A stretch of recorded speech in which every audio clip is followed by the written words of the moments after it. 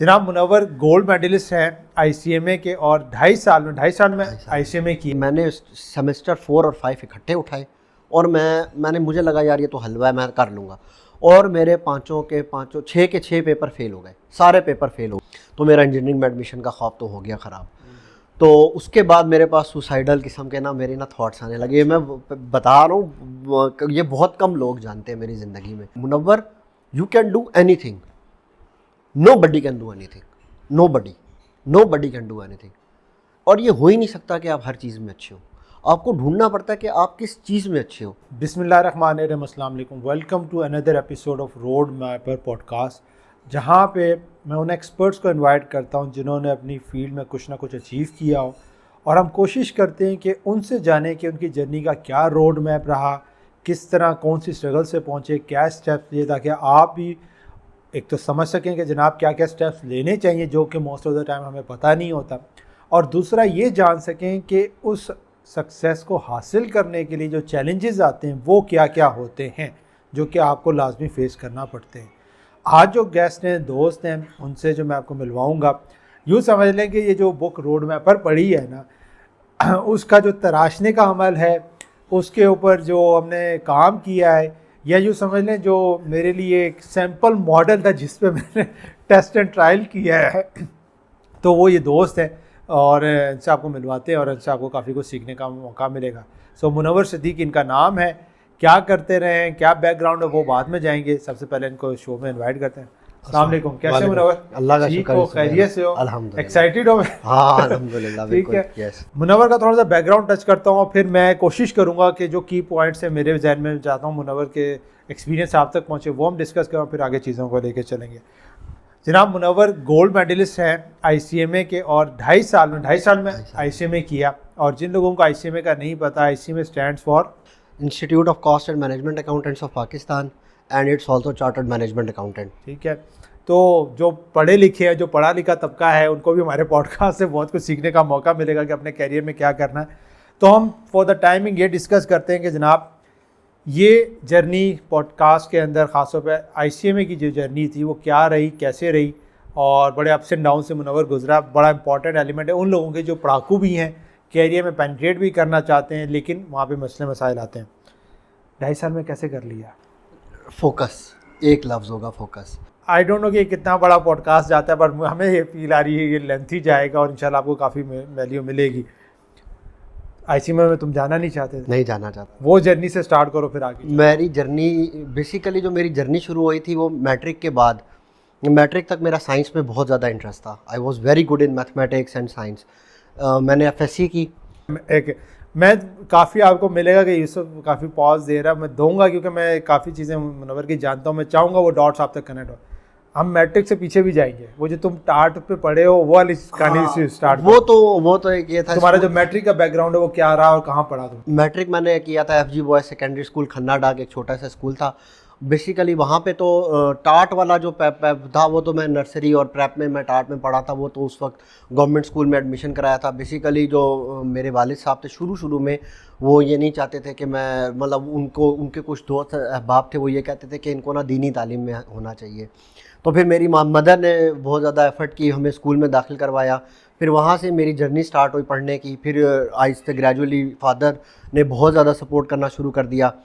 फिर मैंने अपनी 8th तक तो मैं प्राइवेट स्कूल में पढ़ा। फिर 9th-10th में मैंने गवर्नमेंट स्कूल में दोबारा अब्बू ने दाखिल करवाया था। तो वहाँ पे मुझे एक होम ट्यूशन अब्बू ने लगवा के दी। तो वो टीचर थे इनाम और फैज़ान। तो उन्होंने मेरी ग्रूमिंग में किरदार अदा किया। उन्होंने मुझे बुक्स की तरफ राग़िब किया कि बुक्स पढ़ा करो। वो मुझे डिफरेंट आर्टिकल्स ला के देते थे पढ़ने के लिए, साइंटिफिक जर्नल्स ला के देते थे पढ़ने के लिए। तो मेरा उधर से मेरा माइंड शार्प होना शुरू हो गया था। और फिर यह है कि मेरा जब माइंड वहाँ से शार्प हुआ और फिर मेरा मैथमेटिक्स और इसमें काफ़ी ज़्यादा मेरा इंटरेस्ट हो गया था। तो फिर मैंने अपने डिवीज़न में फ़र्स्ट पोजीशन हासिल की थी मैथ कंपटीशन में। और फिर ये है कि फिर वहाँ से फिर मैं एफएससी में, मैट्रिक हुआ मेरा, फिर मैंने एफएससी में एडमिशन लिया। एफएससी में ये हुआ, यहाँ से ट्विस्ट आता है कहानी में कि एफएससी में मेरी कंपनी कुछ अच्छी नहीं थी। तो कंपनी जब मेरी अच्छी नहीं थी तो मैं बिल्कुल एक अलग माहौल में चला गया और क्लास बंक करना और मतलब वही घूमते फिरते रहना दोस्तों के साथ, और वो वाला मेरा ना यानी कि मैं इन चक्करों में पड़ गया था, घूमना फिरना क्लास बंक करना बस ये। तो एफएससी में मेरी आई 2nd डिवीज़न, मैंने करनी थी इंजीनियरिंग, और वो अंदर जो एक ख्वाहिश थी कि इंजीनियरिंग करनी है वो हुआ। फिर जब मेरा ज़ाहिर है इंजीनियरिंग में जो लोग हैं उनको पता है कि अगर आपने एचईसी से जो वेरीफाइड यूनिवर्सिटीज़ हैं उसमें अपने पीईसी से रिकगनाइज यूनिवर्सिटीज़ में अगर एडमिशन लेना है तो आपकी फ़र्स्ट डिवीज़न होना लाजमी है, मिनिमम आपने अप्लाई करना है, इवन आप प्राइवेट भी करना चाहते हैं। तो मेरा इंजीनियरिंग में एडमिशन का ख्वाब तो हो गया ख़राब।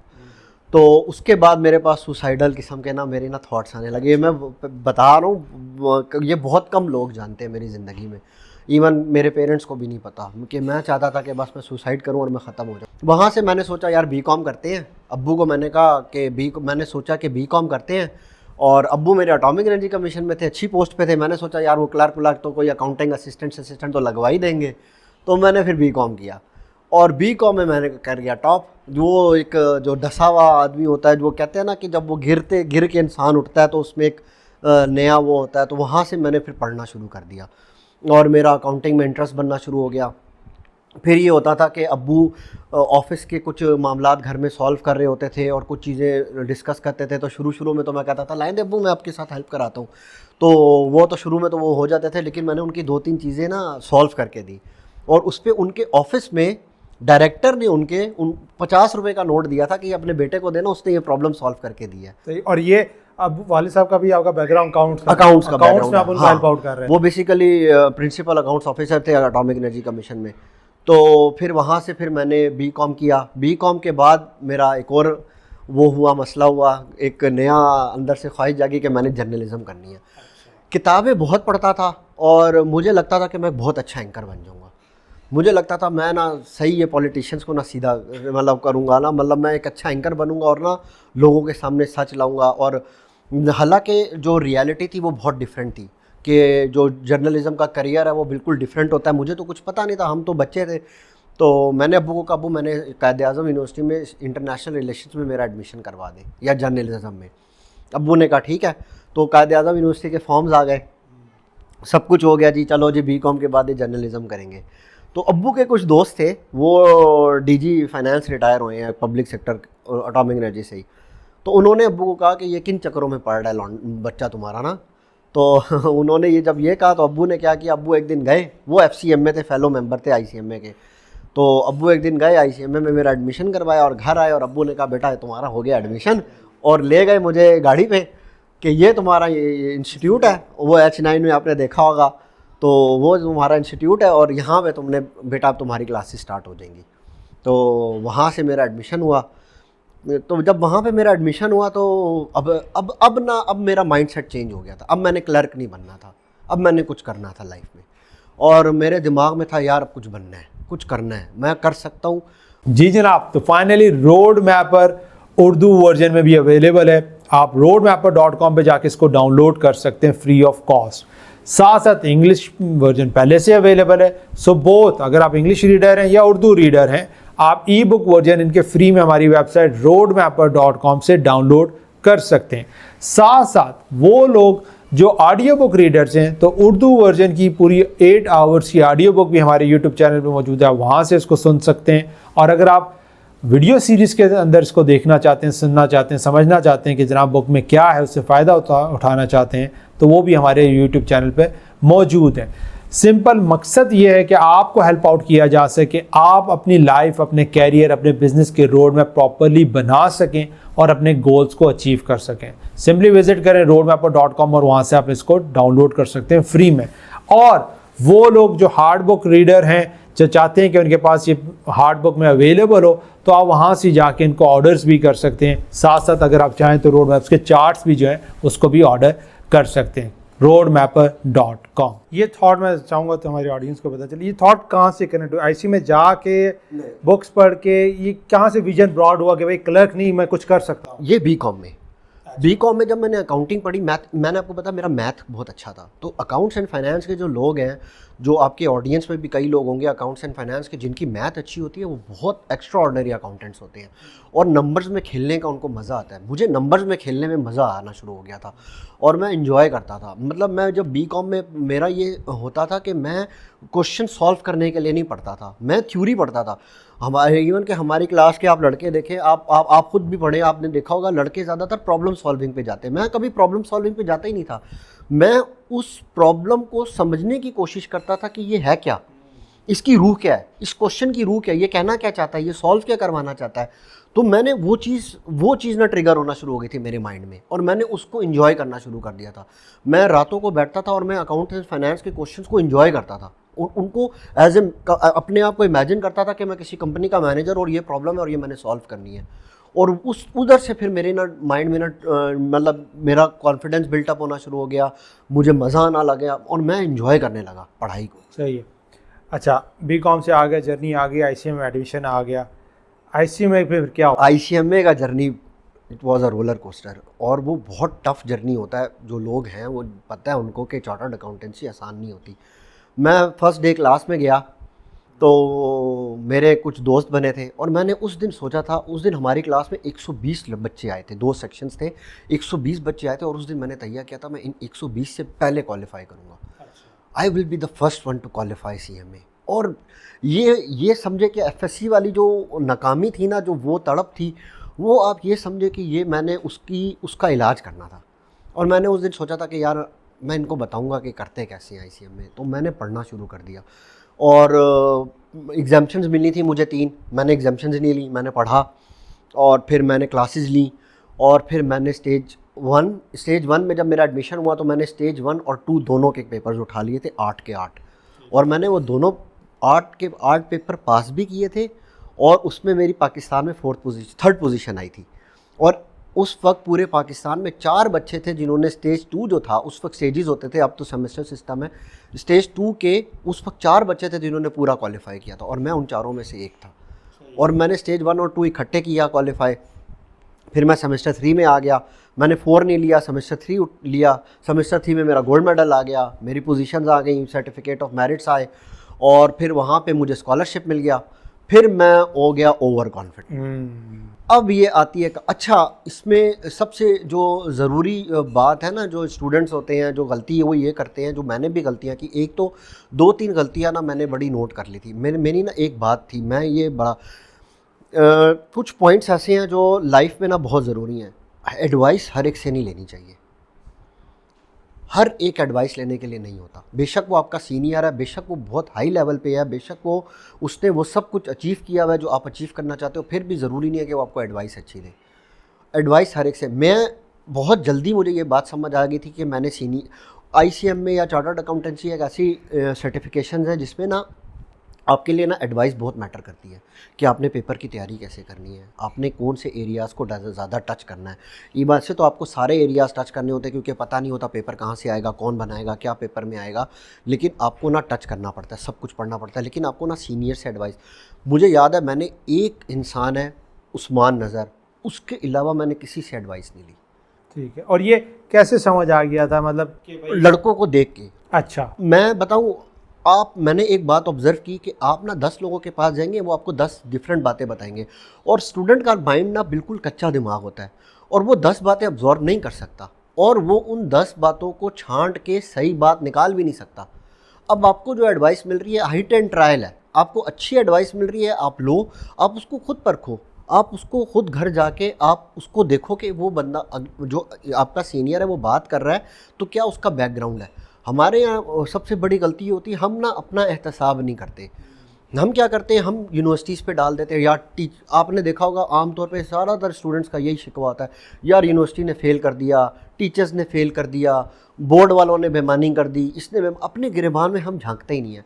मेरी जो सबसे अच्छी एक आदत थी कि मैं ये समझ गया था कि मुझे अपने गिरेबान में झांकना पड़ेगा, मुझे अपनी नाकामी खुद लेनी पड़ेगी, मुझे अपनी कामयाबी खुद लेनी पड़ेगी, मुझे ना दूसरों पे नहीं डालना होगा। तो मैंने ये बात समझ ली थी और मैंने एक इंसान से एडवाइस ली और मैंने जब उसकी एडवाइस ली तो मैंने उस पर थोड़ा अमल किया और फिर उसको इम्प्रोवाइज़ किया कि इसमें मैं क्या चीज़ें बेहतर कर सकता हूँ और रिज़ल्ट्स मुझे मिले और मैंने स्टेज 1 और 2 क्वालिफाई किया, मेरी पोजीशन आई, मैंने स्टेज 3 में पोजीशन ली।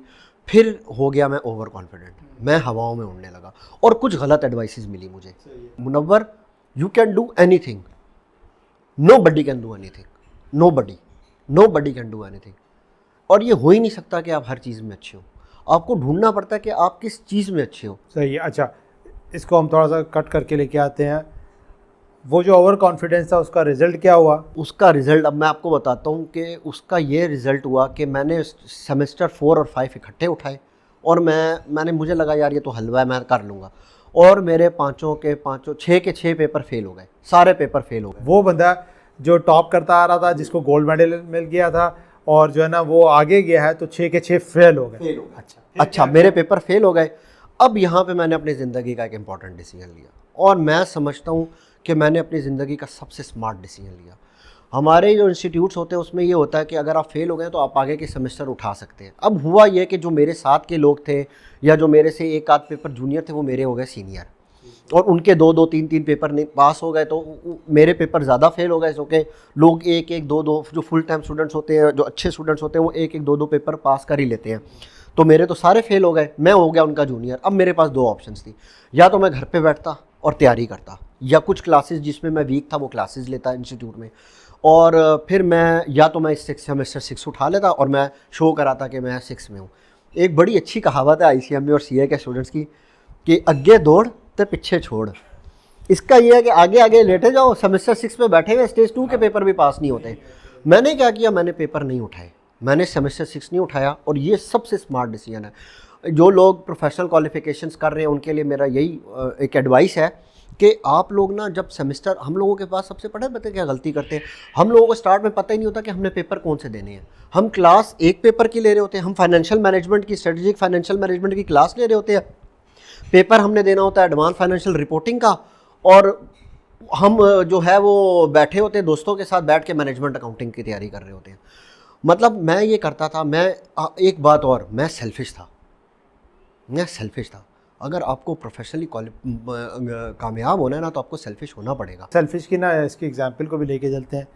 वो जो तुम क्लास में टीचरों को तंग करते थे, अच्छा, वो जो तुम ग्रुप के साथ थे भी और नहीं भी थे या इग्नोर करते थे, ग्रुप वाला भी मैं चाहूँगा शेयर करो, वो क्या करते थे? मेरी सेल्फिश जो था, मैं इसलिए था कि मैं अपनी पढ़ाई के साथ बहुत ज़्यादा सीरियस था। मैं दोस्तों को भी लिफ्ट नहीं कराता था पढ़ाई के मामले में।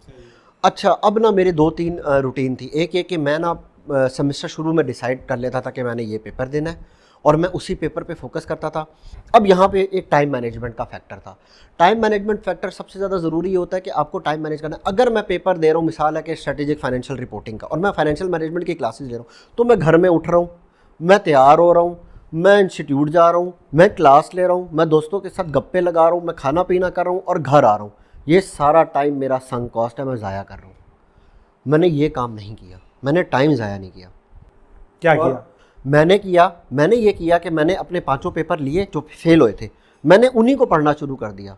और मैंने जो पेपर मुझे लगता था कि मैंने क्लास लेनी है, सिर्फ financial management, strategic financial management एक ऐसा पेपर था जिसकी मैंने क्लासेस ली थी। मैं सिर्फ उसकी क्लास लेने यूनिवर्सिटी जाता था, इंस्टीट्यूट जाता था, बाकी मैं इंस्टीट्यूट नहीं जाता था। और अटेंड करके सीधा घर, मैं इंस्टीट्यूट के ट्रिप पे भी नहीं गया था उसके बाद। जब कोई नेटवर्किंग नहीं, कोई गैदरिंग नहीं, कुछ भी नहीं। मैं वैसे बताऊं, ये एग्ज़ाम CSS से ज़्यादा मुश्किल होता है, और इसकी जो वो है, आप इसकी वर्थ देखें तो CSS से कहीं ज़्यादा है। बेसिकली जो लोग होते हैं वो CSS से बहुत ज़्यादा लायक होते हैं। मैं ऑन रिकॉर्ड ये बात कर रहा हूँ, लेकिन ये बात सच है, ये हार्ड रियलिटी है। लेकिन ये लोगों को एक्सेप्ट करेंगे लोग। आजकल लोग एक्सेप्ट करना शुरू हो गए, लेकिन लोग एक्सेप्ट करेंगे। आप देखिएगा, ये जो चार्टर्ड अकाउंटेंट्स होते हैं, चार्टर्ड मैनेजमेंट अकाउंटेंट्स होते हैं, फाइनेंशियल एनालिस्ट होते हैं, ये बहुत लायक लोग होते हैं। तैयारी स्टार्ट करना शुरू कर दी, 5 पेपर जो रहते थे वो स्टार्ट किया। फिर क्या हुआ? फिर ये हुआ कि मैंने 5 पेपर दिए और मेरे पाँचों के पाँचों पेपर पास हो गए, और मेरे रह गए 3 पेपर रह गए। और फिर मुझे याद है, जिस दिन मेरा रिजल्ट आया था, मैंने अपने अब्बू को फ़ोन किया था, और मेरे अब्बू ने एक एडवाइस की थी मुझे, बेटा तुम भाग रहे थे, तुम गिर गए हो, अब तुम गिरे रह के अपनी चोटें सहलाओगे या उठ के खड़े होगे, कपड़े झाड़ोगे और भागना शुरू। ये जब 5 फेल हुए थे, और उसके बाद ये बात मैंने पल्ले से बांध ली थी कि मुझे ना करना है और मैंने यही करना है। और इंस्टीट्यूट में आपको नेगेटिव थॉट्स बहुत ज़्यादा होते थे, तो मैंने उसको टैकल इस तरह किया, मैंने अपना मजाक खुद उड़ाना शुरू कर दिया। ओके, अच्छा, ये बड़ा अच्छा आर्ट है। हाँ, मैंने अपना मजाक खुद उड़ाना शुरू कर दिया। मैंने लिटरली मुझे पता है ना, लोगों ने ऐसे ऐसे मैसेज किए थे, यूसुफ भाई कॉन्ग्रेचुलेशन तक के मैसेज आए हैं। और मैंने पूछा ये जो 5 जो फेल के बाद, यू वर द टॉपर और सारी चीजें, मुबारक हो। मैंने कहा क्या हुआ भाई, क्या हुआ, क्या कहते हैं यार तुम तो पास ही होगे और ये वो। मैंने कहा नहीं यार मैं फेल हो गया। और उसके बाद वो कहते हैं यार हमें तो पता था। मतलब लोग मजे ले रहे थे आपकी नाकामी के। मैंने अपनी नाकामी के खुद मजे लेना शुरू कर दिए और वो लोग चुप हो गए और मैं फोकस हो गया। बड़ी ज़बरदस्त बात है और ये बड़ा इंपॉर्टेंट बात है, आपको सीखने की ज़रूरत है। जो भी यंग हैं, यूथ में और आगे जा रहे हैं फील्ड के अंदर, हम ना बड़ा ईगोइस्टिक हो जाते हैं और कोई बंदा मजाक या कोई चीज़ को किसी तरह भी लेके आए तो हमसे बर्दाश्त नहीं होती है। जब आप प्रोफेशनल लाइन में जाते हैं और ख़ासतौर पर सोशल मीडिया पे आप बैठे हुए या टेक्नोलॉजी का यूज़ कर रहे हैं, द बेस्ट वे इज़ कि अगर आप खुद ही अपने आप को एक डिफरेंट एंगल से यूज़ कर लेते हैं, जैसे मुनव्वर ने यूज़ किया, जिस तरह और भी आप एक्सपर्ट्स को देखेंगे, तो वो अपने आप को डिफरेंट एंगल से मजाक खुद ही या बात को कन्वे इस तरह कर जाते हैं कि तीसरे बंदे का कुछ ऑप्शन ही नहीं रहती। जब ऑप्शन नहीं रहती तो वो ब्लैंक हो जाता है। तो ये भी बड़ा अच्छा ट्रिगर है और जो मुनव्वर ने अपने लिए यूज़ किया। और सबसे अगेन आपका ट्रिगर कैसे चलता है, ठीक है, आपका ट्रिगर शायद चलता हो साइलेंस रह के, ठीक है, कि खामोशी से भी आप शायद जवाब दे सकते हो।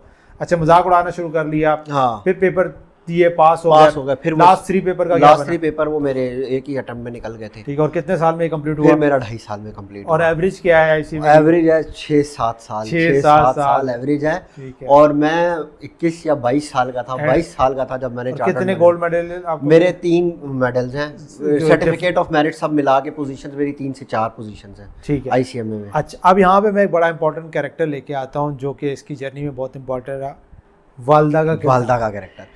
वालदा मेरी बहुत स्ट्रिक्ट है पढ़ाई के मामले में। मैं सबसे बड़ा हूँ भाइयों में, बहन में। तो मेरी वालदा एक बात कहती थी, ये पढ़ गया ना तो मेरे बाकी बच्चे भी पढ़ जाएंगे, और ये अगर बिगड़ गया ना तो मेरे बाकी बच्चे भी बिगड़ जाएंगे। तो जब ये सारी जर्नी हुई तो पहले तो BCom तक तो अम्मी ने मुझे मोबाइल ही नहीं दिया। मैट्रिक में था, FSC में था, फिर वो मेरे से अम्मी ने ले लिया। अम्मी ने कहा भाई ये ना बच्चा ना ख़राब हो गया है तो इसको ना ट्रैक पे लाना है। और माँ तो माँ होती है, माँ को समझ आ जाती है कि मेरा बच्चा किस तरफ जा रहा है, क्या कर रहा है। तो ICMA में ये होता था कि मुझे पास मोबाइल फ़ोन था, लेकिन पेपर से 2 महीने पहले मेरी अम्मी मोबाइल फ़ोन ले लेती थी। Point to be noted. अच्छा, घर आके मैं यूनिवर्सिटी से घर आता था, मेरा मोबाइल फ़ोन ले लेती थी। मेरे दोस्तों को ये इंस्ट्रक्शंस थी कि अगर आपने कॉल करनी है तो आप लैंडलाइन पे कॉल करो। लैंडलाइन पे कॉल करने का ये होता था कि कॉल ट्रैक मतलब टाइमिंग ट्रैक हो रही है, अम्मी को पता चल रही है क्या बात है, काम से काम की बात हो रही है। तो वो अम्मी ने एक काम किया था कि अम्मी ने ना मेरा ना ये मोबाइल फ़ोन वाला काम ना ये कर दिया था। और मेरे ख्याल में आजकल के बच्चों के लिए भी आप देखें बहुत ज़रूरी है कि मोबाइल फ़ोन का इस्तेमाल इतना आम हो गया है कि बच्चे डिस्ट्रैक्शंस बहुत ज़्यादा है, बच्चे फ्रस्ट्रेट होते हैं। आप आज 5 साल के बच्चे से उसका iPad या iPhone या आप उसका मोबाइल फ़ोन ले लें, आप उस बच्चे को देखेंगे वो ही एंग्री हो जाता है, बिल्कुल क्रेजी टाइप हो जाते हैं उनकी सिचुएशन। तो ये काम मेरी अम्मी करती थी। और कुछ डिसीजंस मेरे अपने थे कि मैं बिल्कुल फोकस होता था, डिसीजन शुरू में ले लेता था कि मैंने कौन सा पेपर देना। टाइम मैनेजमेंट मेरी अच्छी होती थी। टाइम मैनेजमेंट का बाबा जिक्र आ रहा हो, यहाँ पे काफ़ी स्टूडेंट्स होंगे जो अपनी लाइफ में कैरियर में आगे जा रहे होंगे।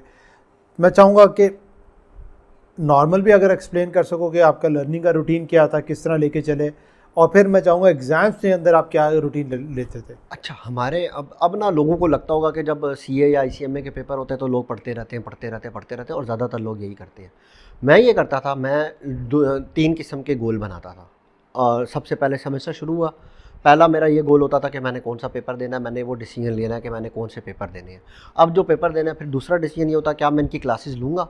अगर मैं इनकी क्लासेस लूँगा तो इनकी क्लासेस लूँगा और मैं घर आऊँगा। अगर मैं इनकी क्लासेस नहीं लूँगा तो मैं घर में कैसे मैनेज करूँगा।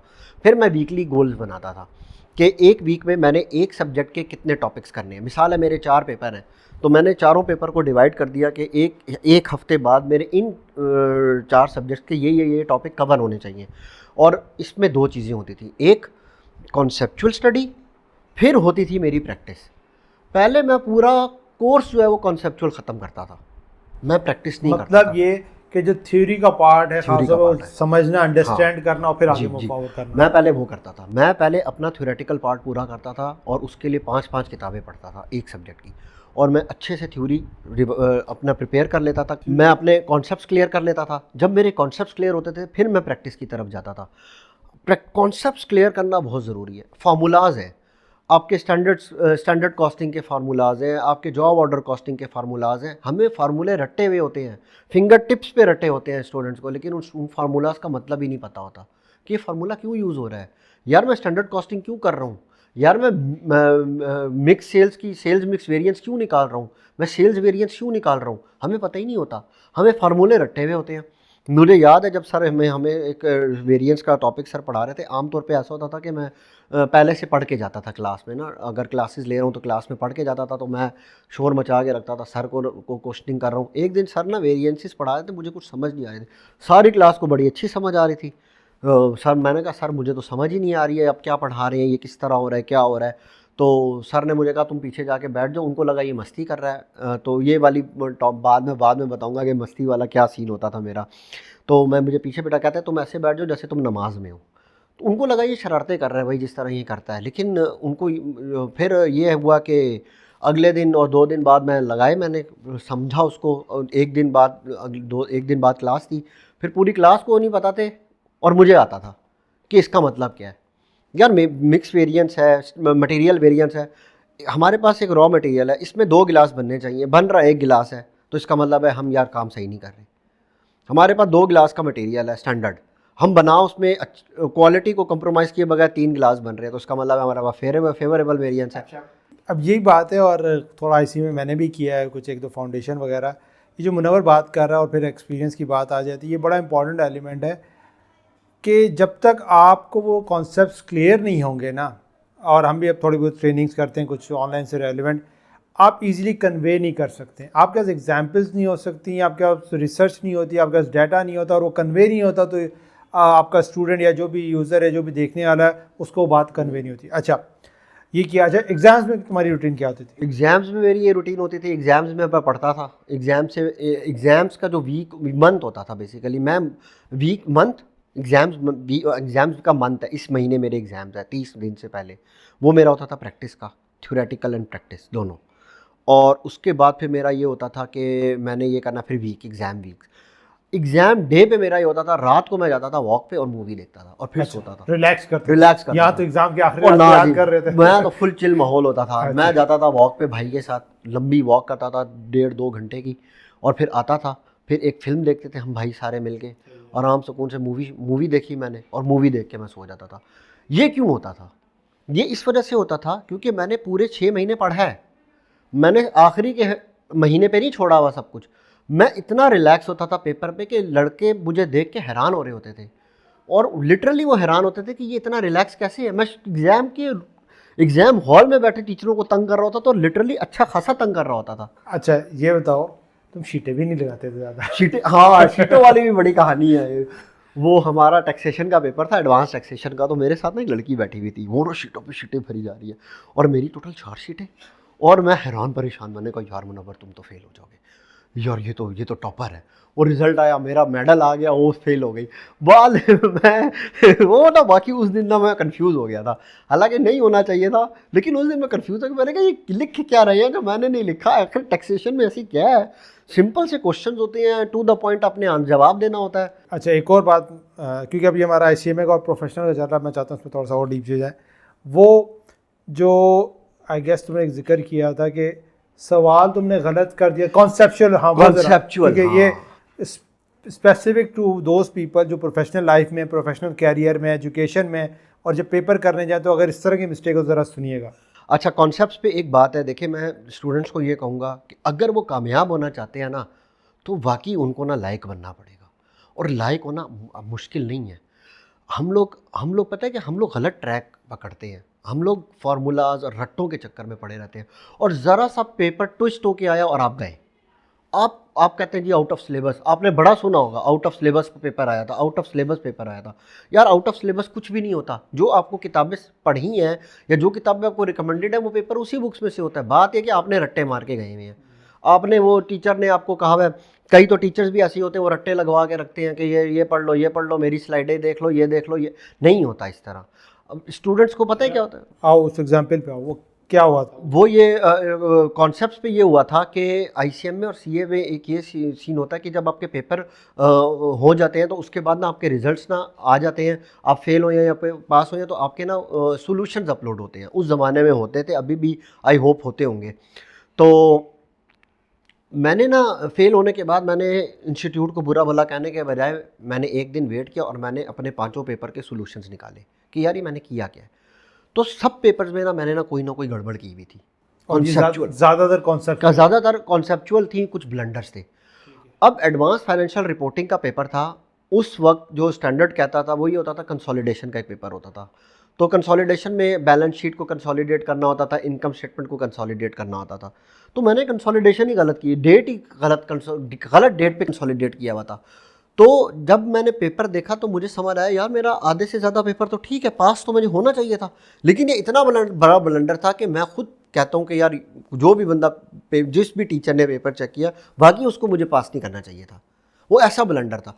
तो हम लोग कॉन्सेप्चुअल ब्लंडर करके आते हैं और फिर हम ये भी एक्सपेक्ट करते हैं कि इंस्टीट्यूट हमें पास करे। प्रोफेशनल स्टडीज़ में ये नहीं होता।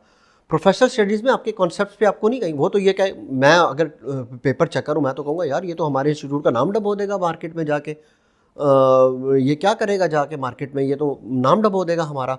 तो कॉन्सेप्चुअल स्टडीज़ बहुत ज़रूरी है। मैं कॉन्सेप्चुअल स्टडीज़ करता था और मेरी ये आदत थी, बल्कि एक सेमेस्टर 6 में हमारे एक टीचर थे, वो हमें स्ट्रेटेजिक मैनेजमेंट अकाउंटिंग पढ़ाते थे। तो क्लास में ना इतना कोई मुझे ना किक नहीं आती थी, मज़ा नहीं आता था इतना।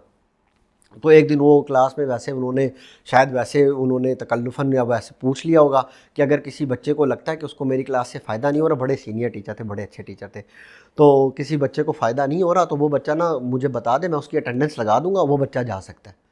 कोई भी नहीं खड़ा हुआ, मैं खड़ा हो गया। मैंने कहा सर मुझे आपकी क्लास से कोई ख़ास फ़ायदा नहीं हो रहा, मैं ये सब्जेक्ट घर में बैठ के पढ़ना चाहूँगा, अगर आप मेरी अटेंडेंस लगा दें तो। सर कहते ठीक है। लास्ट क्लास में मैं गया और फिर सर ने मुझसे कुछ बातें की, फिर सर ने मुझे बुलाया रोस्ट्रम पे और सर ने ना ताली बजाई, कहते हैं यार ये होता है जेन्युइन पर्सन, कि देखो कि इसको लगता था कि नहीं इसको फ़ायदा हो रहा। ये सेल्फिशनेस वाली जो मिसाल थी ना वो ये थी कि आपको सेल्फिश होना पड़ेगा। आपको सोचना पड़ेगा कि कौन सी चीज़ आपकी स्टडीज़ को हार्म कर रही है, कौन सी चीज़ आपकी स्टडीज़ को हार्म नहीं कर रही। चाहे वो आपके फ्रेंड्स हो, चाहे वो आपकी फैमिली हो, कोई भी हो, अगर आप स्टडीज़ करना चाहते हैं, आप कामयाब होना चाहते हैं, तो आपको पहली प्रायोरिटी उसको देनी पड़ेगी। और मैं चाहूँगा ग्रुप स्टडी के बारे में भी तुम अपना ग्रुप स्टडी। अच्छा, हम मेरे फादर के जो थे, मैंने बताया फादर के थ्रू मेरा एडमिशन हुआ था, तो उनके जो थे दोस्त थे वो ये कहते थे कि ICMA और CA ना ग्रुप स्टडी के बगैर नहीं होता। तो मैंने तो आज तक ग्रुप स्टडी नहीं की, बल्कि मैं तो ग्रुप स्टडी की ही नहीं कभी। ग्रुप स्टडी मेरा एक बल्कि कभी ऐसा हुआ नहीं, लेकिन ग्रुप स्टडी के बारे में ना हमारे एक थे साथी थे, वो ये कहते थे ग्रुप स्टडी सिर्फ उस टॉपिक की करना चाहिए जो तुम्हें टॉपिक नहीं आता। जो टॉपिक तुम्हें आता है ना, जो टॉपिक तुम्हें ग्रिप है, उस टॉपिक पे तो ग्रुप स्टडी करनी नहीं चाहिए, टाइम वेस्ट है। और लिटरली टाइम वेस्ट है। टाइम मैनेजमेंट जो मैं आपको बता रहा हूँ, टाइम मैनेजमेंट बहुत ज़रूरी है कि आपने अपने टाइम को कैसे यूटिलाइज़ करना है।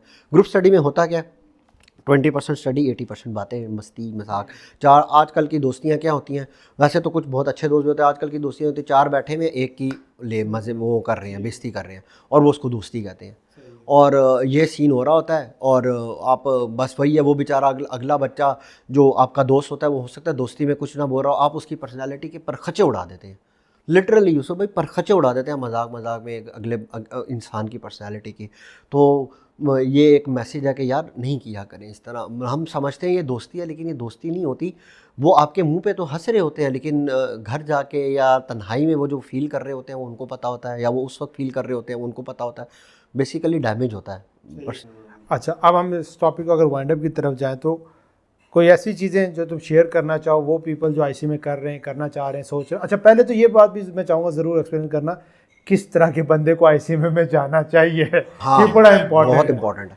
मेरे ख्याल में जिसकी मैथ्स अच्छी है और जिसके जो नंबर्स के साथ खेल सकता है वो ICMA की तरफ जाए, तो उसके लिए वो CA ICMA की तरफ जाए, वो ज़्यादा कामयाब हो सकता है और जिसका प्रोसेसर तेज़ हो। ठीक है। और क्या कोई BCom के बाद चला जाए या प्रोफेशनल के बाद जाए वहाँ पे? BCom के बाद अब तो खैर अगर वो FS मैं एक बात मशवरा दूंगा, अगर कोई मैट्रिक के बच्चे हैं और वो प्रोफेशनल स्टडीज़ को करना चाहते हैं तो मेरे ख्याल में वो मैट्रिक के बाद FSC करें। FSC बहुत चैलेंजिंग होती है, मैथमेटिक्स होती है, फिज़िक्स होती है, आपकी कंप्यूटर साइंस होती है या आपकी केमिस्ट्री होती है। वो ना आपके ना माइंड को ना करना शार्प करना शुरू कर देती है और वहाँ से ना आपका ना माइंड ना शार्प होना शुरू हो जाता है। और ICOM वगैरह मैंने देखा है, मेरे घर में भी एग्जांपल्स हैं ICOM की, तो वो मैंने नोट किया वो डल माइंड हो जाते हैं क्योंकि वो थोड़ा इजी होता है और वो ना बड़े रिलैक्स माहौल में रहता है। FSC थोड़ी चैलेंजिंग होती है, तो वो FSC ना एक ना प्रिपेयर बेस बनाना शुरू कर देती है। और एक और बात जो बहुत ज़रूरी है, मुझे ICMA में गैस करें सबसे ज़्यादा काम क्या आया है? 6, 7, 8 क्लास का मैथ। ये हम लोग करते ही नहीं है। मैन सबसे ज़्यादा जो ज़रूरी है वो 6, 7, 8 क्लास का मैथ है। आप 6, 7, 8 क्लास का मैथ उठाएं, आधे से ज़्यादा कॉन्सेप्चुअल स्टडीज़ जो आगे जो आपकी प्रॉब्लम सॉल्विंग होती है मैथमेटिक्स की, जो आपकी रेशियो एनालिसिस है, आपकी एनालिटिकल रीजनिंग है, आपकी क्वांटिटेटिव रीजनिंग है, ये सारी चीज़ें उधर से उठाई हुई होती हैं। आपने 6, 7, 8 क्लास का मैथ बेस अपनी अच्छी बनानी है। आपकी बेस अच्छी होगी तो आप आगे आपकी बिल्डिंग स्ट्रांग होगी, और आपके बिल्डिंग जो है वो आपकी रट्टों पे नहीं, कॉन्सेप्ट्स पे बिल्डिंग होनी चाहिए आपकी। जी जनाब, तो रोड मैपर बुक आपने पढ़ ली है या ऑडियो बुक सुन ली है या वीडियो बुक की जो सीरीज़ है उसको वॉच कर ली है, फिर भी कुछ सवालात हैं, फिर भी कुछ कन्फ्यूजन है, फिर भी not able to take the right steps towards your goal और not able to implement the road map properly, simply visit roadmapper.com/consultation। वहाँ पे कंसल्टेशन कॉल बुक करें और मैं आपके साथ बैठूंगा, 1-to-1 बैठूंगा और आपके रोड मैप के ड्राफ्ट को और आपके रोड मैप को ट्वीक करने में, उसको ऑडिट करने में, उसको इम्प्रूव करने में आपकी इंशाल्लाह ताला हेल्प आउट करूँगा। अब चलते हैं वापस पॉडकास्ट की तरफ। ठीक है, सही है। एनीथिंग एल्स, ताकि फिर हम दूसरे टॉपिक पे तुम्हारे जाएंगे। बस ये ICM से रेलेवेंट यही है, टाइम मैनेजमेंट बहुत ज़रूरी है। अपना टाइम वेस्ट ना करें, और यही टाइम बाद में आपको रियलाइज़ होगा कि आपने ये टाइम कैसे वेस्ट किया है। और टाइम को स्मार्टली यूज़ करें। मेहनत तो गधा भी करता है, तो स्मार्ट स्टडीज़ की तरफ जाएं, smartly and hard working plus smart hard working बहुत ज़रूरी है। आप स्मार्टली स्टडीज़ करें, आपको कामयाब होने से कोई नहीं रोक सकेगा। सही है। ठीक है जनाब, ये तो हमने डिस्कस कर लिया कि ICMA की जर्नी मुनव्वर की क्या रही, किस तरह कैसे गया। ICMA के बाद गोल्ड मेडलिस्ट हो गए, हवा में तो मुड़ना शुरू हो गए। ठीक है, जॉब पहली कौन सी लगी? पहली जॉब मेरी थी AWT में। ठीक है, AWT मैंने छोड़ दी थी जल्दी। फिर उसके बाद मैं गया नेशनल लॉजिस्टिक्स सेल में, और मेरी पहली पोस्टिंग थी मियांवाली। और मियांवाली में मैंने काम किया। वहाँ पे काम वो बहुत टफ था, हार्ड एरिया था। मैं पहली बार घर से बाहर निकला था, 23 साल का था या 24 साल का था, छोटा सा लड़का सा था, और घर से ज़्यादा निकलना भी नहीं था। और बस ये है कि वो एक्सपीरियंस अच्छा रहा, उससे मुझे काफ़ी लर्निंग हुई। वहाँ पे हमारे प्रोजेक्ट थे, 2-3 सड़कें बन रही थी, 2 पुल थे, तो वहाँ पे मैंने बेसिकली रियल फाइनेंशियल वर्ल्ड से थोड़ा सा वास्ता पड़ा। फील्ड ने कितना हेल्प किया उन सारे कामों में? बहुत हेल्प किया। बेसिकली मियांवाली से ज़्यादा जो मैं मियांवाली 1 साल 1.5 साल रहा, उसके बाद मेरा ट्रांसफ़र हुआ था ये प्रोजेक्ट पे, मेट्रो बस प्रोजेक्ट पे, ये जो पेशावर मोड़ से एयरपोर्ट तक बनी है। उस प्रोजेक्ट पे फाइनेंसिस जो हैं वो नेशनल लॉजिस्टिक्स सेल के वो मैं देखता था फाइनेंस मैनेजर के साथ, तो मैं उनको असिस्ट करता था। और मैं बेसिकली सीनियर प्रोजेक्ट मैनेजर के साथ भी मेरी अच्छी गपशप थी, तो वहाँ पे मैंने काम किया। वहाँ पे मेरी एक अच्छी लर्निंग हुई, स्टार्ट से स्क्रैप से प्रोजेक्ट, और वो एंड तक गया था। 2019 के मिड में मैंने छोड़ा था, तो वो एक अच्छा एक्सपीरियंस था। ठीक है, अच्छा अब यहाँ पे हम थोड़ा सा ट्विस्ट की तरफ जाएंगे। NLC में तुम चले गए, मैनेजर लेवल पे तुम असिस्टेंट मैनेजर में थे, लेकिन दिमाग तुम्हारा, यूथ तुम्हारे दिमाग में चढ़ चुकी थी। ठीक है, और तुम बॉस और एटीट्यूड तुम्हारा वो प्राउडी वाला जो बकौल तुम्हारे आ चुका था। ठीक है, फिर क्या हुआ, शिफ्ट क्या चेंज हुआ? अच्छा, ये ना बेसिकली ये माइंड था मेरा। अब इसमें ना मेरे करियर में मैंने बहुत गलतियाँ की हैं, प्रोफेशनल करियर में मैंने बहुत गलतियाँ की। वही एडवाइस वाली बात जो मैंने आपको की, मुझे कई टीचर्स ने बहुत अच्छी एडवाइसेस दी, और मैं अपने माइंड के अपने आप में बेसिकली मैंने वही गलतियाँ की जो इंस्टीट्यूट के सीनियर्स करते थे, और मैं उस टाइम लुढ़क गया। मतलब ये कि मैंने अपने जो प्रिंसिपल्स थे मैंने उन्हीं को लागू नहीं किया। जो मेरे ICMA में प्रिंसिपल्स थे मैंने उन्हीं को लागू नहीं किया, और उससे मैंने बड़ा नुकसान उठाया। मैंने लोगों को देखना शुरू किया कि लोग क्या कर रहे हैं, क्या ट्रेंड है, मैंने उसको लेके चला। फिर मैंने मेरे ख्याल में मुझे उस वक्त क्या करना चाहिए था, मुझे उस वक्त कोई ऑडिट फर्म ज्वाइन करनी चाहिए थे, बिग 4, और वो मैं आसानी से ज्वाइन कर सकता था, लेकिन मैंने नहीं ज्वाइन की। मुझे बल्कि कुछ टीचर्स ने कहा भी यार तुम्हें बिग 4 ज्वाइन कर लेनी चाहिए, तुम वहाँ पे बहुत अच्छा करोगे, तो तुम यही काम करो। मैंने कहा यार ये 8-10 हज़ार रुपये के लिए कौन ख्वारियाँ काटे, मुझे तो 1-1.5 लाख चाहिए था। तो ये गलती हुई। फिर खैर बहरहाल पहली जॉब मेरी, मुझे अच्छे पे पैकेज मिला, लेकिन यह है कि लर्निंग पॉइंट ऑफ व्यू से अगर मैं देखें तो मैं थोड़ा पीछे रह गया। फिर मैंने नेशनल लॉजिस्टिक्स सेल ज्वाइन की, फिर वहाँ पे काम किया। फिर आया कोविड, और कोविड में ये हुआ कि मैंने मेरे फादर की तरफ से भी था, और थोड़ा ये हुआ कि मैंने ना गवर्नमेंट सेक्टर ज्वाइन कर लिया। मैं पब्लिक सेक्टर में आ गया, और वहाँ पे हो गया मैं फ्रस्ट्रेट। अब तो ना मुझसे काम होता था और ना मैं चल पड़ता था, और वो आपको पता है कहानी। अब ये थोड़ा सा डॉट कनेक्ट करने की ज़रूरत है। एक बंदा ICMA में गोल्ड मेडलिस्ट है, 2.5 साल में IC में कर लेता है, जॉब में भी NLC में आ जाता है, सीनियर असिस्टेंट मैनेजर के तौर पे अच्छा काम कर रहा है, और अच्छे काम से मुराद है कि बड़े फंड से बड़े बजट को जब प्ले कर रहे होते हैं तब भी बंदे का दिमाग ख़राब होना शुरू हो जाता है। फिर जब आप टीम को लीड करते हैं सारा कुछ अच्छा वो स्टार्ट हो गया। और फिर वहाँ से क्या हुआ कि फैमिली की वजह से आपको, या फैमिली के प्रेशर या गाइडेंस व्हाटएवर की वजह से भी आपको गवर्नमेंट सेक्टर में मूव करना पड़ा। कुछ कोविड का भी वैसे कोविड का भी था, सारी चीज़ों से कि भाई जॉब से लोग निकाल रहे हैं, सारा कुछ हो रहा है। वहाँ पे अगर वहाँ पे आपकी फ्रस्ट्रेशन की मेन रीज़न क्या थी? 2-3 रीजंस थी। एक ग्रोथ, नंबर 1 ग्रोथ नहीं नज़र आ रही, ग्रोथ नहीं नज़र आ रही थी। नंबर 2 काम की नेचर ऑफ वर्क कुछ भी नहीं था। Number 3 salary. वो बंदा जिसने ICMA में गोल्ड मेडलिस्ट रहा, उसके साथ साथ फिर उसने NLC में ज्वाइन किया, NLC में भी अच्छे लेवल पर आया, फिर बड़े हैवी प्रोजेक्ट्स को मॉनिटर किया, वहाँ के फाइनेंसिस को, वहाँ की सारी कॉस्टिंग वगैरह को देखी, फिर वो पब्लिक सेक्टर में आ जाता है और फिर एक नेगेटिव जोन से, जो है ना डिप्रेशन के जोन से गुज़रना शुरू करता है।